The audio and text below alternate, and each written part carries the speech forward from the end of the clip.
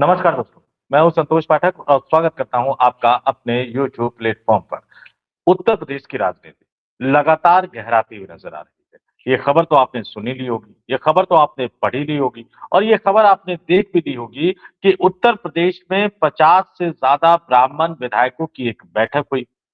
भोज के नाम पर बैठक हुई, लिट्टी चोखा के भोज की बात कही जा रही है। और इस भोज में जब ये खबर लीक होकर बाहर आ गई कि इस तरह से ब्राह्मण विधायकों की गोलबंदी हुई है और इस गोलबंदी में जो ब्राह्मणों का वर्चस्व कम होता जा रहा है शासन में, प्रशासन में, सत्ता में, उसको लेकर चर्चा हुई या इस गोलबंदी में इस बात को लेकर चर्चा हुई कि उत्तर प्रदेश में अधिकारी उनकी सुन क्यों नहीं रहे हैं। इस तरह की तमाम बातें निकल कर सामने आई। लेकिन जब चर्चा शासन प्रशासन में हिस्सेदारी, भागीदारी, महत्व की और यूपी के अधिकारियों की ना सुनने की हुई, तो जाहिर तौर पर इसके लिए जिम्मेदार एक ही व्यक्ति को यानी योगी आदित्यनाथ को ठहराया गया। और इसी के साथ जो खबर हवा में तैरने लग गई कि क्या इन विधायकों की यह बैठक, क्या ये ब्राह्मण विधायकों की यह गोलबंदी, जिसमें प्रधानमंत्री नरेंद्र मोदी के एक चहेते अधिकारी रहे व्यक्ति के बेटे भी शामिल थे, क्या ये गोलबंदी योगी आदित्यनाथ को हटाने के लिए हुई है? क्या इसको योगी आदित्यनाथ के खिलाफ एक बड़ी बगावत माना जा सकता है? बहुत सारे नाम चर्चा में आ रहे हैं कि कौन-कौन इस बैठक में मौजूद रहे। कई नाम ऐसे भी सामने आ गए जिनके बारे में ये बताया जा रहा है कि वो ब्राह्मण होने के बावजूद उस बैठक में मौजूद नहीं रहे। हालाँकि सच तो यही है कि भारतीय जनता पार्टी के किसी भी विधायक से आप पूछ लीजिए, खास तौर से ब्राह्मण विधायकों से, तो वो आपके सामने एक लंबी-चौड़ी लिस्ट रख देंगे कि उन्हें उत्तर प्रदेश में अपनी सरकार होते हुए भी किस तरह की परेशानी का सामना करना पड़ रहा है। 50 से ज्यादा विधायकों की बैठक की बात कही जा रही है, जिसमें एमएलए के साथ-साथ कई एमएलसी भी शामिल बताए जा रहे हैं। और यहीं पर समाजवादी पार्टी का एक नया खेल शुरू हो गया है। योगी वर्सेस दिल्ली दरबार की लड़ाई की बात करते-करते अब अखिलेश यादव की पार्टी समाजवादी पार्टी इस ब्राह्मण विधायकों की नाराजगी की खबरों के बीच एक बड़ा दांव चल चुकी है और एक बड़े दांव के साथ वो मैदान में उतर गई है। अखिलेश यादव पीडीए के बल पर 2027 के विधानसभा चुनाव में भारतीय जनता पार्टी को हराकर फिर से सत्ता में वापसी करना चाहते हैं। लेकिन इस बात को अखिलेश यादव भी बखूबी समझते हैं कि अगर उत्तर प्रदेश की सत्ता में भारतीय जनता पार्टी 2027 तक रही, मुख्यमंत्री योगी आदित्यनाथ हो या मुख्यमंत्री फिर कोई और हो, लेकिन अगर बीजेपी सत्ता में रही, बीजेपी को हरा पाना उतना आसान नहीं होगा, बीजेपी को हरा पाना उतना ज्यादा संभव नहीं होगा। तो फिर रास्ता क्या है? फिर तरीका क्या है? फिर समाधान कैसे निकाला जा सकता है? फिर समाजवादी पार्टी की जीत की बुनियाद कैसे रखी जा सकती है? और लेकर ब्राह्मण विधायकों की नाराजगी की खबरों के बीच इसको लेकर भारतीय जनता पार्टी के नाराज ब्राह्मण विधायकों को लेकर समाजवादी पार्टी ने एक बड़ा राजनीतिक दांव खेल दिया है, एक बड़ा राजनीतिक दांव चल दिया है। और समाजवादी पार्टी के इस राजनीतिक दांव पेच के बारे में बताने से पहले जरा मैं आपको उत्तर प्रदेश के विधानसभा का गणित भी बता देता हूं। जरा मैं आपको उत्तर प्रदेश में ब्राह्मण विधायकों की संख्या का गणित भी बता देता हूं और फिर आपको बताऊंगा कि समाजवादी पार्टी के इस बड़े दांव से क्या वाकई योगी आदित्यनाथ की कुर्सी खतरे में पड़ गई है। राजनीति में कई बार जो दांव चला जाता है, राजनीति में कई बार जो दांव खेला जाता है, उसके पीछे की कहानी बहुत ज्यादा दिलचस्प होती है। तो जरा मैं अब आपको जातिवार विधायकों की संख्या के बारे में बता दूं। 2022 का विधानसभा चुनाव और 2022 के विधानसभा चुनाव में अगर आप जातिवार विधायकों की संख्या की बात करेंगे तो सबसे ज्यादा 403 सदस्यीय उत्तर प्रदेश की विधानसभा में सबसे ज्यादा विधायक जो है वो ब्राह्मण जाति के चुनकर आए थे। जी हाँ, आपने बिल्कुल ठीक चुना सुना। 403 विधायकों की संख्या में 52 ब्राह्मण विधायक जीत कर आए थे और इन 52 ब्राह्मण विधायकों में से 46 ब्राह्मण विधायक बीजेपी के थे। 403 सीटों के लिए चुनाव हुआ। इन 403 सीटों में 52 ब्राह्मण विधायक जीत कर आए और उसमें से 46 जो है वो सिर्फ और सिर्फ अकेले भारतीय जनता पार्टी से जीत कर आए।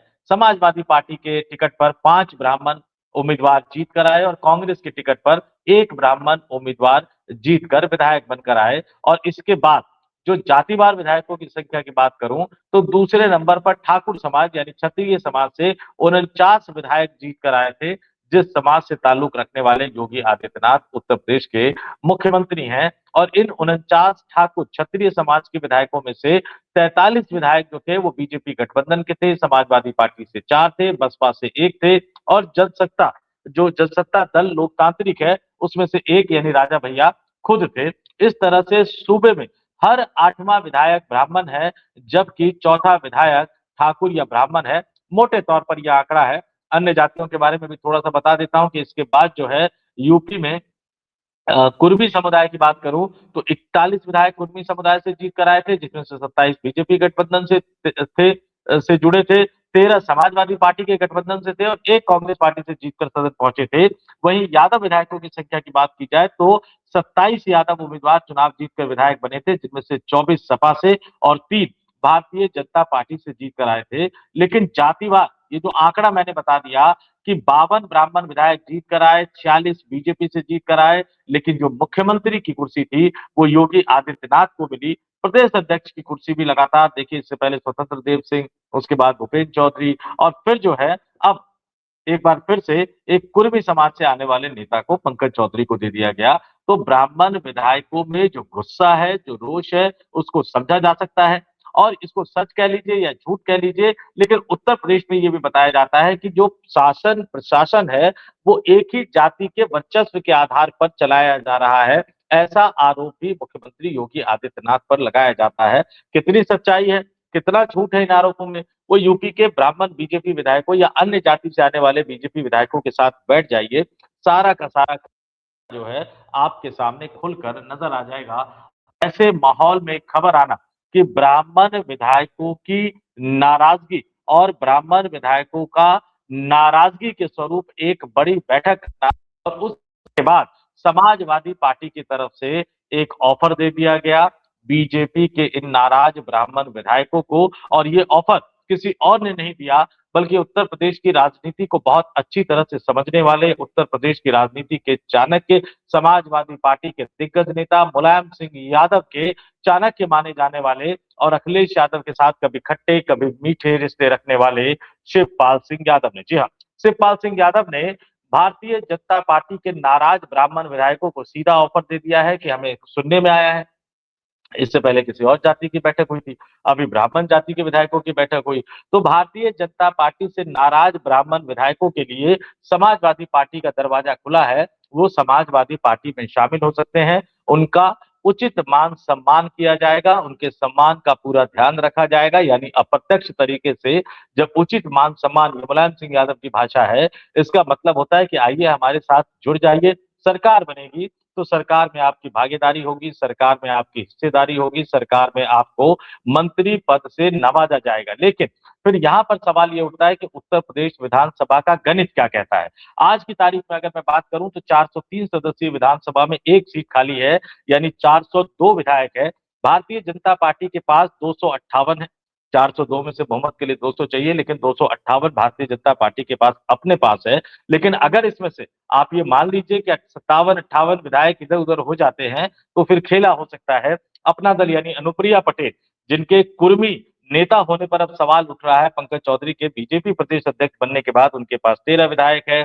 जयंत चौधरी के आरएलडी के 9 विधायक है। सुभाषपा ओम प्रकाश राजभर जो नाराज बताए जाते रहते हैं, परमानेंट नाराज रहते हैं, 6 विधायक है। निषाद 5 विधायक है उनके साथ। वहीं दूसरी तरफ अगर मैं विपक्षी इंडिया गठबंधन की बात करूं तो समाजवादी पार्टी के पास आज की तारीख में 103 विधायक है, कांग्रेस के पास 2 हैं, राजा भैया के पास 2 विधायक है, बीएसपी 1 है और 1 खाली है और 3 असंबद्ध है। तो आज की राजनीति के हिसाब से, आज के विधानसभा के इस गणित के हिसाब से भाजपा की सरकार गिरने की संभावना तो बहुत कम नजर आ रही है। लेकिन राजनीति है, राजनीति में कब क्या माहौल बदल जाए ये कहा नहीं जा सकता। और ये वही उत्तर प्रदेश है जहां भारतीय जनता पार्टी ने पूरी की पूरी बसपा तोड़ दी थी, पूरी की पूरी कांग्रेस तोड़ दी थी और एक जंबो मंत्रिमंडल का गठन किया था कल्याण सिंह ने सरकार बनाने के लिए। सरकार बचाए रखने के लिए। तो राजनीति का ऊंट किस करवट बैठेगा कह नहीं सकते। और जो 258 विधायक भारतीय जनता पार्टी के पाले में हैं, उनमें से ब्राह्मण विधायकों की नाराजगी की बात मैं बता चुका हूं। ब्राह्मण विधायकों की नाराजगी अगर ये बढ़ती हुई नजर आएगी और अगर इसको थामा नहीं गया तो फिर खेला हो सकता है, क्योंकि ब्राह्मण विधायकों के अलग होने के साथ ही जो पीडीए फॉर्मूला है उसके उस जाति से आने वाले विधायकों में भी तो गोलबंदी शुरू होगी। लेकिन मैं फिर बता रहा हूं, ये फिलहाल दूर की कौड़ी है, लेकिन शिवपाल सिंह यादव ने जो दाव चल दिया है, शिवपाल सिंह यादव ने जो दाना डाल दिया है, शिवपाल सिंह यादव ने जो बड़ा ऑफर समाजवादी पार्टी की तरफ से बीजेपी के नाराज ब्राह्मण विधायकों को दे दिया है, वो आने वाले दिनों में निश्चित तौर पर उत्तर प्रदेश की राजनीति, खासतौर से भारतीय जनता पार्टी की अंदरूनी राजनीति को गर्माता हुआ नजर आएगा। तो आप कमेंट करके जरूर बताइएगा कि शिवपाल सिंह यादव के इस ऑफर के बारे में आपका क्या मानना है, और भारतीय जनता पार्टी में मुख्यमंत्री योगी आदित्यनाथ से नाराज ब्राह्मण विधायकों की इस गोलबंदी या ब्राह्मण विधायकों के इस भोज को लेकर आपका क्या मानना है। और इस बैठक में प्रधानमंत्री नरेंद्र मोदी के करीबी अधिकारी रहे व्यक्ति के आईएएस अधिकारी के पूर्व आईएएस अधिकारी के बेटे की मौजूदगी को लेकर आपके मन में क्या सवाल उठ रहे हैं। इससे पहले भी हमने एक वीडियो बनाया था जिसमें विस्तार से ब्राह्मण विधायकों की बैठक को लेकर मैंने और शिव कुमार मिश्रा जी ने चर्चा की थी। तो आप उस वीडियो पर भी जाकर देख सकते हैं, बड़ी खबर है। तो निश्चित तौर पर उस वीडियो में आपको उस बैठक के से जुड़े तमाम पहलुओं की जानकारी हम लोगों ने देने की कोशिश की है, और इस वीडियो में मैंने आपको बताया है कि बीजेपी में हो चल रही इस उठापटक का समाजवादी पार्टी किस तरह से फायदा उठाने के कोशिश में जुट गई है। तो इस वीडियो में इतना ही। मुझे यानी संतोष पाठक को दीजिए इजाजत। आप तमाम लोगों से अपील, आग्रह, देखते रहिए संतोष पाठक ऑफिशियल यूट्यूब प्लेटफॉर्म। बहुत बहुत धन्यवाद, आभार, नमस्कार।